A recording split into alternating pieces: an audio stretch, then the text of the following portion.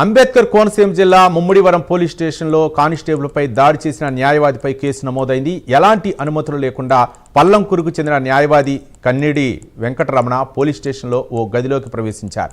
ఈ క్రమంలో మీరెవరని ప్రశ్నించిన కానిస్టేబుల్తో వాగ్వాదానికి దిగి దాడి చేశారు. అలాగే విధుల్లో ఉన్న పోలీస్ సిబ్బందిపై దుర్భాషలాడారు. దీంతో న్యాయవాదిపై కేసు నమోదు చేసి పోలీసులు దర్యాప్తు చేస్తున్నారు.